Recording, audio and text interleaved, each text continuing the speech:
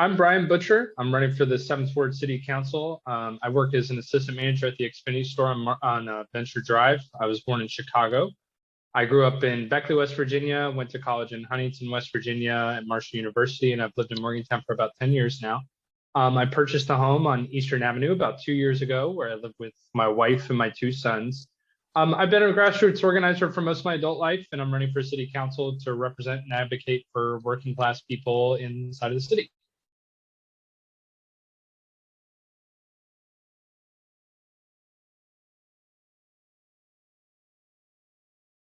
So I believe that public transportation is an essential component of reducing our traffic concerns.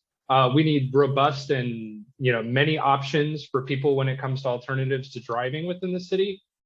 For example, I've heard many seniors in my ward that can't use the limited sidewalk infrastructure that we have, or the bike paths, or the rail trail, and they need a more robust bus system, or perhaps an expansion of the PRT to get around effectively. And many of them wish they didn't have to drive to most of the places where they would like to get to. For our infrastructure improvements, we need a more robust sidewalk system, which City Council is currently working on. We need to find ways to better utilize and expand the scope of the PRT. I think we need way more robust bus routes. We need to maintain and expand upon biking paths and use short-term street connectors to find out what routes are working without clogging up vehicle traffic for those bike paths. We also need to encourage developers to work with the city in studying how new development will affect traffic patterns. And if we could develop a point system in which if a new development is going to cause undue strain on our infrastructure for whatever reason, then we can ask these developers to help us with abating that strain.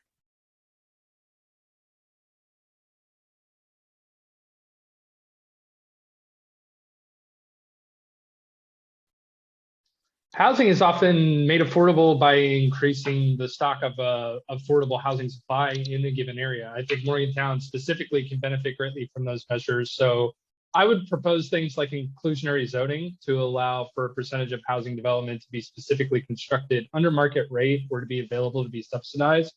I would also look to things like accessory dwelling units to more efficiently use the property that we already have in the city to increase housing stock. I would also look to affording those who wish to go down the path of creating housing cooperatives the ability to do so, that people can collectively come to own property that they otherwise couldn't afford. I'd also be in favor of partnering with the county and state to develop rights of first refusal ordinances and laws, where if a building that people are renting goes up for sale, and the tenants of that building will get the first offer on the purchase of that building. Affordable housing concerns feed directly into houselessness, and getting people into affordable housing is an important bulwark against the threat of people ending up in temporary houseless situations. I think real and concrete first measures in which we give someone a home, housing first measures in which we give someone a home first before we require any other sort of assistance or therapy has been proven again and again to, through hard data, be the most effective means of stopping houselessness permanently. So I'd look to expand houseless or housing first programs that take that philosophy to heart and use that as an effective means to getting people to the point where they can afford a roof over their heads.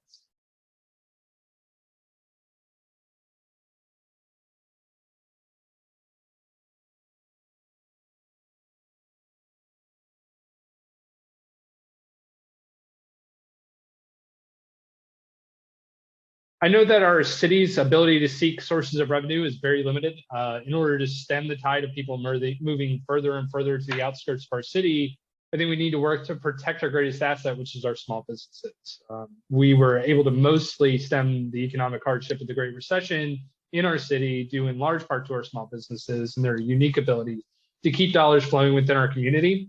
So we need help from our state lawmakers and the Home Rule Board to make our B&O tax more advantageous to these businesses that have kept our city a great place to live for so long, things like better tax credits for them.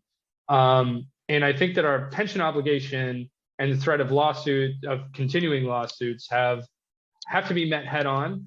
And we need to look to creating funding resources to meet the challenges, which again necessitates us looking to have strong advocates for Morgantown and higher levels of government. And it requires our city councilors to be those advocates and to help bolster that advocacy. I think it's possible that some of the lawsuits we are facing were avoidable, for sure. But it's a situation that we find ourselves in, and so we can't shirk from those obligations that we have.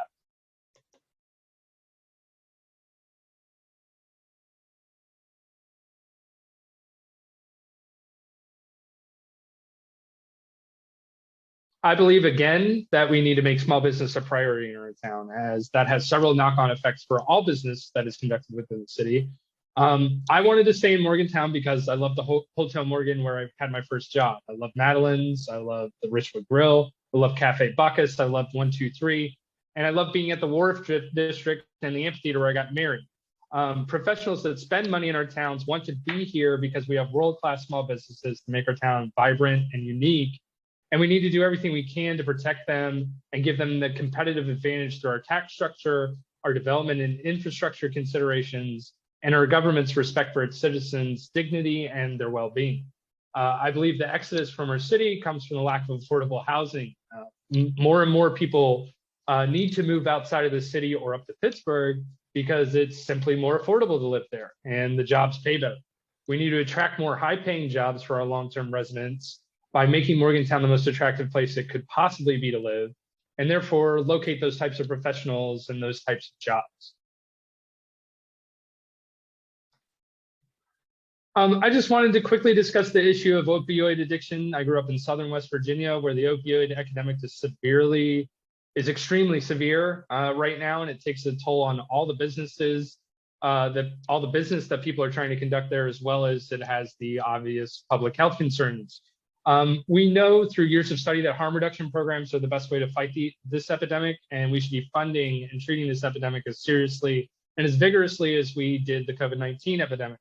We need teams of counselors that follow individuals through their journey with drug addiction. We need clean needle exchanges, and then we need to be treating drug addiction as the disease that it is and stop trying to fight drug addiction from a perspective of reducing supply or punitive measures, because we know that that does not work.